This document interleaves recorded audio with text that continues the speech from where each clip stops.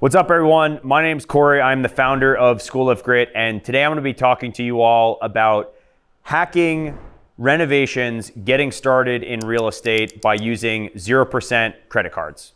When you first get started in real estate, you are in the most vulnerable and risky spot because you have basically no experience and you're walking into some new venture.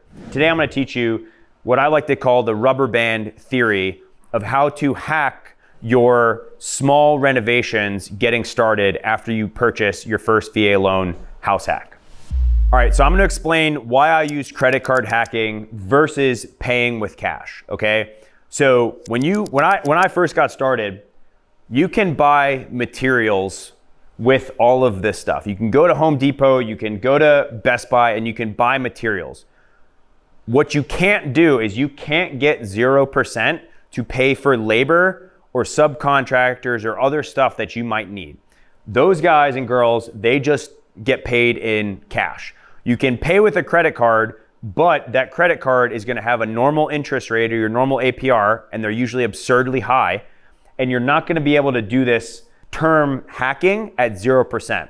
So the way I think about this and the way that I explain it is buy your materials with this, buy the materials for your contractor, or buy the materials for yourself and do the work yourself. But if you can't do the work, work with your contractor, tell them that you're gonna buy the materials, and then you can pay cash or write a check or what have you for the actual labor for the work to be done. For example, let's say you just purchased your property, you put little to no money down because you used your VA loan, and over the last 2 years, you've been able to save up $10,000 of savings, which you know that you are going to need when you go in and you buy your first property. It's always good to have a good bit of savings because the downside of real estate and taking the road less traveled and getting started on your journey towards financial freedom is, yes, it is slightly risky, okay? And you want to have cash because cash is going to help you overcome those small obstacles and mistakes that you're going to make. But I'm gonna teach you today about how to maximize your cash by utilizing two of my favorite credit cards, the Home Depot credit card and the Best Buy credit card. Now, I'll talk briefly about credit cards and assets and liabilities and my thoughts on these, okay? So most people will use their credit cards to buy stuff that they don't need, that they can't write off on their taxes, that's not relevant to their business, and they'll just buy fancy stuff and then they'll take out negative, what I like to call bad debt. Your cash is, I call it the go to war chest, okay? But once you spend that cash, it's gone. Your savings is gone. Once you spend it on something, whether it's materials or whatever, it's gone, okay? But if you spend this $5,500, and let's say you spend $2,000, right? And you get 12-month financing at $2,000, okay? So what you've done is you haven't spent any of your cash, but let's say you needed a microwave, and let's say you needed some paint, 1 or 2 tools, and some other stuff that you need to put renovations into your property to get it ready for your first tenant on that other side of the duplex, okay? So you just took out that Home Depot card and you put $2,000 on it, and now you incur a payment, a minimum payment monthly for the next 12 months. So this is where it starts to get pretty interesting. You haven't spent any of your $10,000, but you also just bought $2,000 worth of gear and equipment. Spread out over those next 12 months, you haven't over leveraged yourself because you have the cash on hand. But what you've done is you've preserved your cash on hand by utilizing this simple hack, and you're also not incurring any interest. So that stuff goes into the property and you still have your cash on hand. And worst case scenario, even if let's say you ended up in a horrible place and you weren't cash flowing on your property, right? You still have this cash, and if you get to the end of this 12 months and you haven't paid off this $2,000, you still started. As long as you haven't done anything else with that $10,000, you still have the cash to pay that off. But here's where this is where this starts to get interesting. If you buy a duplex and you live on one side and you rent the other side out, and you're able to rent and make profit between those two properties at $250 per month. So now we take $2,000, we divide it by 12, which is your 12-month no interest payment, or 12-month no interest term, and we get $166.66. Okay, so what you've done using rubber band theory is you've stretched your dollar out by using this $2,000 credit on the credit card. And because you bought a duplex and that's cash flowing $250 per month, that $250 that your tenant is paying you in cash flow is going to go to pay down your payment of $166.66. So you're still not out of pocket. You're still cash flowing 50 or 60 bucks per month, and you still have everything, all of your cash.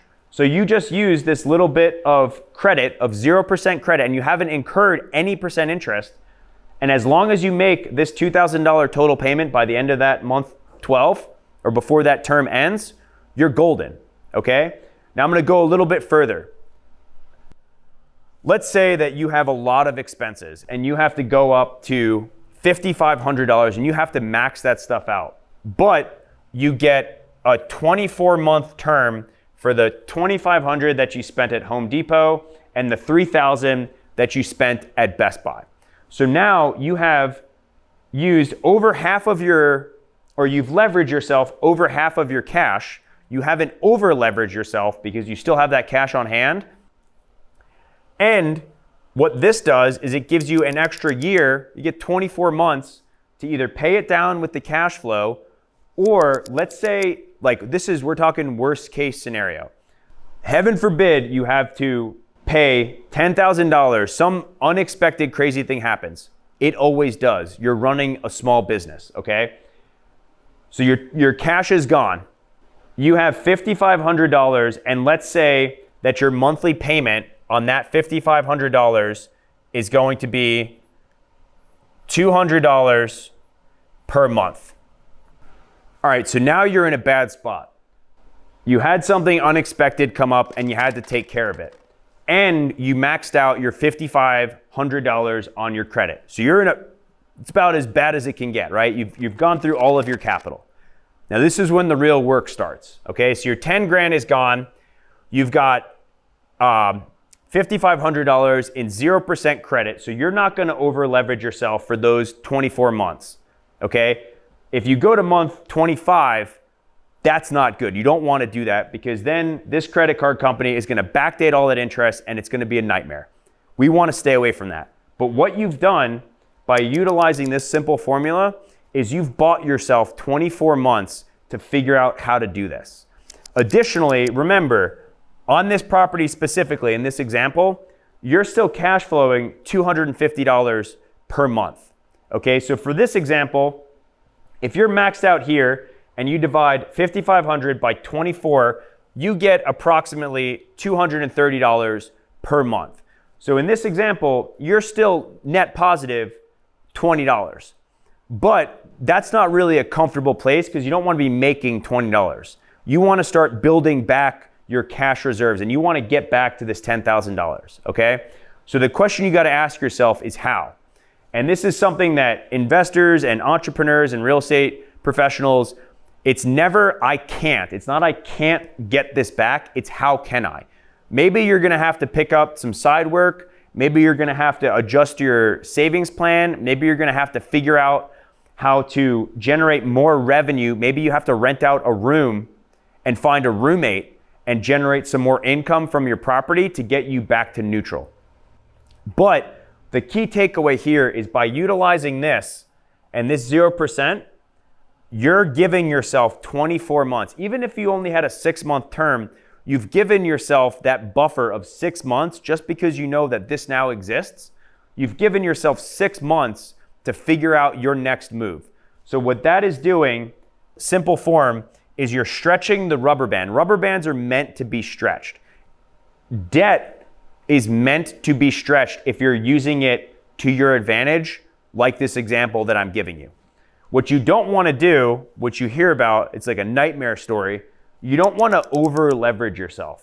You don't want to take out crazy amounts of debt and spend it on unnecessary things to where you're never going to be able to pay that back, or you never, ever, ever want to go over these terms or these month terms, because then you get the interest and that's how you end up in a hole. What I'm trying to explain here is, and this is all stuff that I've done at all of my properties. I've done this with Best Buy appliances. I've done this with paint. I've done this with wood, like everything that you can imagine. This is the exact template of how I started hacking my first couple of properties, because I had no experience. I didn't have a ton of cash, and I was able to do this, give myself time, believe in myself that I was knowledgeable and gritty enough to be able to figure out how to continue to make these payments. And that's how I got started. So I'm sharing this all with you as another way of educating you so that you can consider this. I'm not saying you have to do this, but if you didn't know that this type of stuff and this process exists, you do now. Additionally, I'm gonna give you some other highlights. So when you do this, you don't get points for paying in cash. You get points for using these credit cards, and you get benefits. What you want to see in regards to credit, you want to generally have a high credit card limit and you want to have a low balance. But I had to go out there, I took some risk. What I'm explaining to you, all of this stuff, you're managing your own risk and you're betting on yourself. So I've done this, I took the risk, and I was able to, as these problems arose, which they will, you can overcome that, and through mentors, through other people, you can ask them questions, and then you can pivot and move your way through those problems and live to fight another day.